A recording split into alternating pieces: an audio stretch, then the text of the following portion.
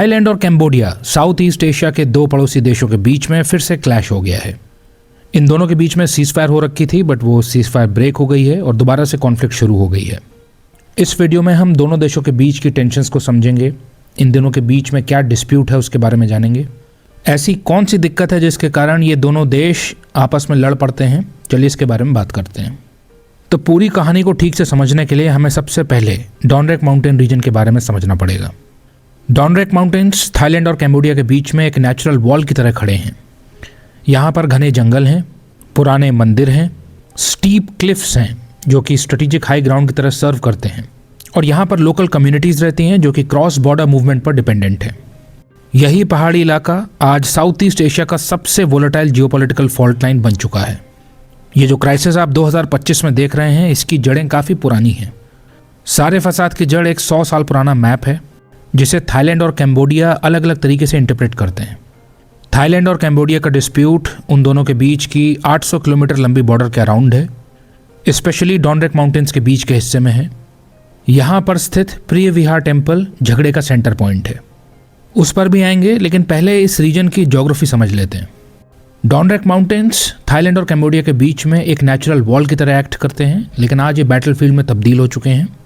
ये ईस्ट से वेस्ट तक 300 से 350 किलोमीटर तक फैली हुई एक पहाड़ी रेंज है। ये थाईलैंड के कोराट प्लेटो और कैम्बोडिया के नॉर्दर्न प्लेन्स के बीच एक बैकबोन की तरह खड़ी है। इसे आप एक लंबी सी पत्थर की बालकनी की तरह समझ लीजिए जो कैम्बोडिया पर ओवरलुक करती है। इस माउंटेनियस रेंज का जो नॉर्थ साइड है, जो थाईलैंड की तरफ का हिस्सा है, वो धीरे धीरे थाईलैंड की तरफ उतरता है, और जो इसका साउथ साइड है जो कि कैम्बोडिया की तरफ है, वो एक स्टीप क्लिफ के जैसा है।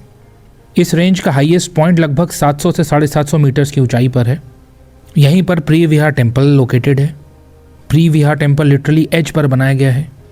11th सेंचुरी में खमेर एम्पायर के दौर में यहाँ पर कई टेम्पल्स बनाए गए थे। इन्हीं में प्रिय विहार टेम्पल और प्रसाद टेमून थूम टेम्पल शामिल हैं। अब 11th सेंचुरी में खमेर एम्पायर के टाइम में कोई बॉर्डर थी ही नहीं, खमेर एम्पायर ही दोनों साइड्स को कंट्रोल करता था। बट आज थाईलैंड और कैम्बोडिया के बीच में बॉर्डर है, और ये सारे मंदिर मॉडर्न थाईलैंड कैम्बोडिया बॉर्डर के एग्जैक्ट फॉल्ट लाइन पर लोकेटेड हैं। यही झगड़े की जड़ है। इसमें काफ़ी सेक्रेड टेम्पल है प्रिय विहार टेम्पल। ये बहुत ही स्टनिंग टेम्पल है। ये लगभग आधे किलोमीटर ऊंची क्लिफ के ऊपर बैठा हुआ है, और मंदिर जिस क्लिफ पर बना हुआ है वो कैम्बोडिया का है। बट जैसा कि हम बात कर चुके हैं, कैम्बोडिया की साइड में जो क्लिफ है वो काफ़ी स्टीप है, और थाईलैंड की तरफ का जो इसका हिस्सा है वहाँ बहुत ईजिली एक्सेस किया जा सकता है। नॉर्थ साइड में थाईलैंड की तरफ जो स्लोप है वो धीरे धीरे उतरती है, और यही जो अजीब बॉर्डर सिचुएशन है, यहीं से कन्फ्यूजन शुरू होता है। इस अजीब बॉर्डर सिचुएशन का क्या कारण है? इसका उत्तर है कैम्बोडिया का फ्रांस के अंडर चले जाना, कैम्बोडिया का फ्रांस की कॉलोनी बन जाना। 1830s की बात है। कैम्बोडिया बहुत स्ट्रॉन्ग नेबर्स के बीच में फंस गया था। कैम्बोडिया का एक नेबर सियाम या थाईलैंड कैम्बोडिया के किंग्स को कंट्रोल करता था, और कैम्बोडिया का दूसरा नेबर था वियतनाम, जो कि कैम्बोडिया को वियतनामाइज करना चाहता था। इन दोनों के बीच में कैम्बोडिया फंस गया था। 1850s तक कैम्बोडिया लगभग दो हिस्सों में टूटने वाला था। तब 1863 में उस समय का जो कैम्बोडिया का राजा था नोरोडोम, उसने एक डेस्परेट स्टेप लिया। नोरोडोम ने फ्रांस से प्रोटेक्शन मांग लिया। फ्रांस मान गया, कैम्बोडिया फ्रांस की प्रोटेक्टोरेट बन गया, और धीरे धीरे 1884 तक आते आते कैम्बोडिया पूरी तरह से फ्रांस की कॉलोनी बन गया। 1904 तक फ्रांस ने फ्रेंच इंडो चाइना को कंसोलिडेट कर लिया था, जिसमें वियतनाम, लाओस, कंबोडिया सब शामिल थे। अब बारी थी सियाम के साथ, थाईलैंड के साथ बॉर्डर्स को फिक्स करने की, और यहीं पर सब कुछ बदल गया। ये जो आप मॉडर्न बॉर्डर देखते हैं थाईलैंड और कैम्बोडिया के बीच में, इसकी शुरुआत होती है फ्रैंको सियामीज ट्रीटीज़ के साथ। 1904 से 1907 के बीच में फ्रांस और थाईलैंड के बीच में जो ट्रीटीज़ हुई हैं, फ्रैंको सियामीज ट्रीटीज़, उसी से मॉडर्न बॉर्डर की शुरुआत होती है।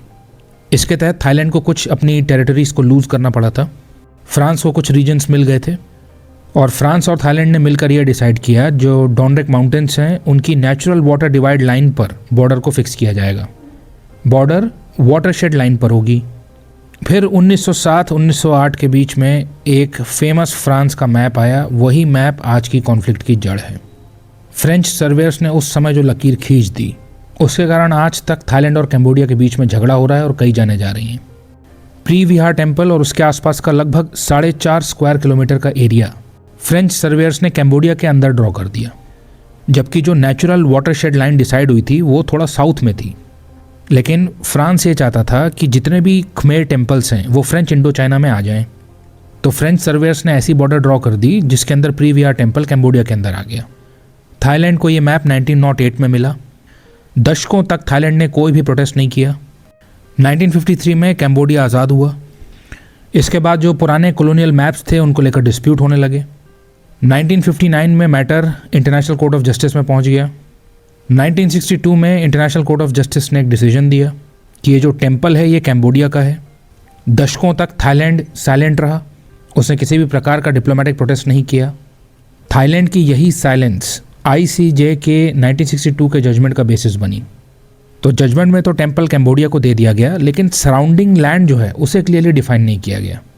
तो थाईलैंड इस 4.5 स्क्वायर किलोमीटर के डिस्प्यूटेड एरिया को क्लेम करता रहा और यही अनरिजॉल्व जो बाउंड्री इशू है ये क्लैशेस का कारण बनी। यही क्लैशेस बार बार फूट कर सामने आ जाते हैं। 2000s तक थाईलैंड और कैम्बोडिया मॉडर्न इकोनॉमीज बन चुके थे, लेकिन जो पुराने कॉलोनियल मैप्स थे वो उनके रिलेशंस को हमेशा डिस्टर्ब करते रहे। फिर 2008 में एक सिंबॉलिक स्टेप लिया गया था जिससे टेंशन्स फिर से भड़क गई थी।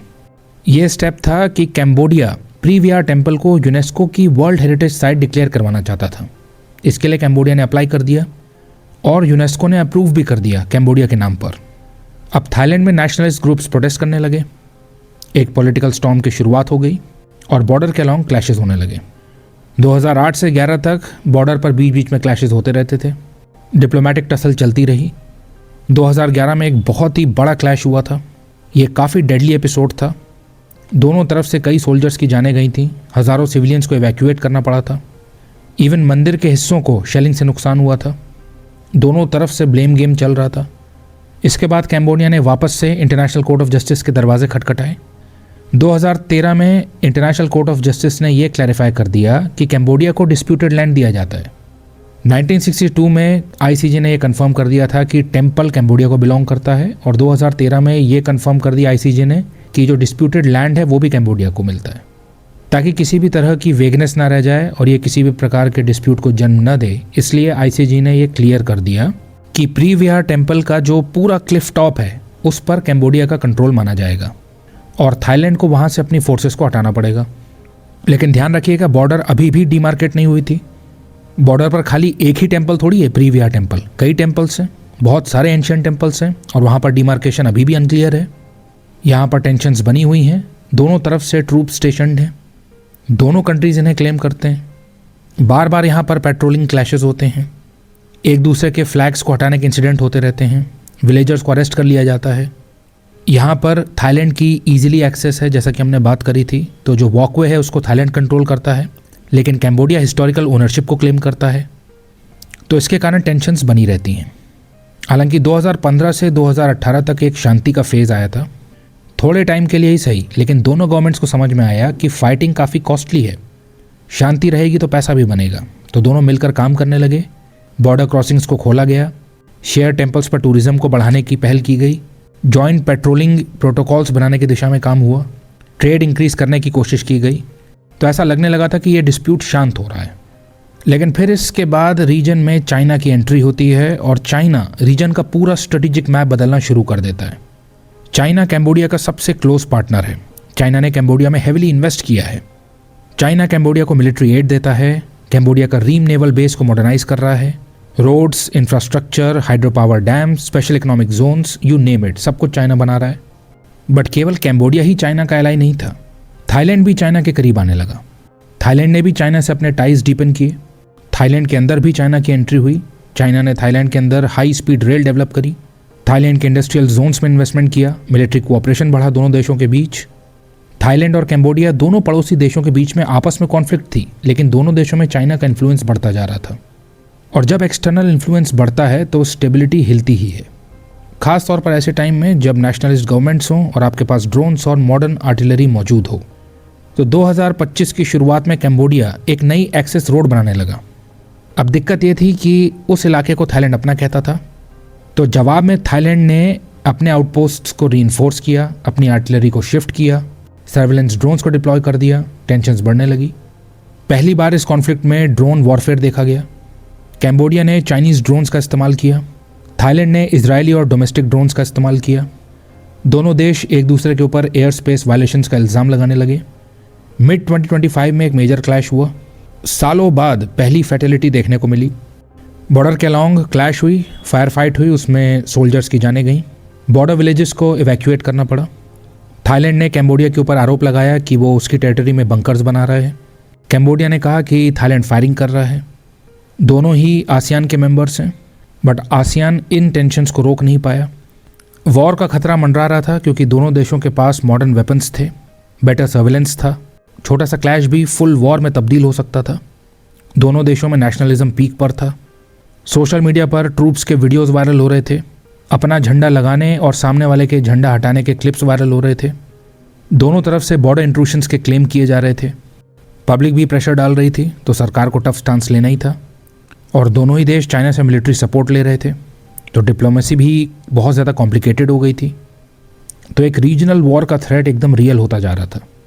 तो ये जो मैपिंग एरर है और एंशिएंट टेम्पल्स की प्रेजेंस है, इसमें आप मॉडर्न वेपन्स और नेशनलिस्ट इमोशंस डाल दीजिए तो स्थिति बहुत ज़्यादा कॉम्प्लेक्स हो जाती है। फिर यूएस और चाइना का ग्रेट पावर कंपटीशन भी देखने को मिला। कैम्बोडिया चाइना का एक स्ट्रेटेजिक पार्टनर है।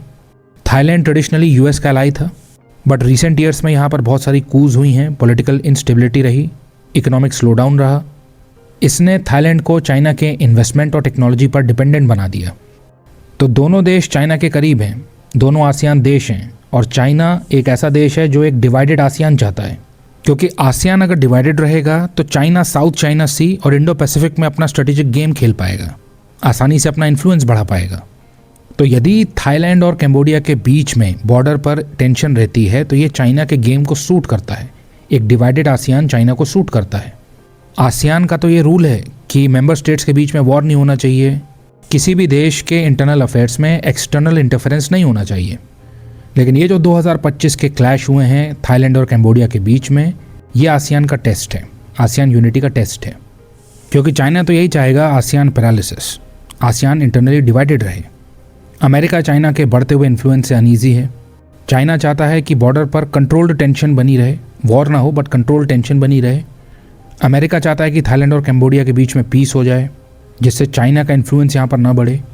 इसलिए आप देखेंगे कि अमेरिकी राष्ट्रपति डोनाल्ड ट्रंप ने कुआलालंपुर में थाईलैंड और कैम्बोडिया के बीच में पीस डील ब्रोकर करवाई थी। बॉर्डर पर क्लैशेस रुक गए थे, बट ये जो सीज फायर है ये एंड हो चुकी है। क्लैशेस दोबारा से इरप्ट हो गए हैं। ये जो पीस एग्रीमेंट हुआ था इसका इम्प्लीमेंटेशन सस्पेंड हो चुका है। रीजन में फिर से टेंशन बन गई है। इससे ये भी दिखाई देता है कि आसियान यूनिटी कितनी फ्रेजाइल है।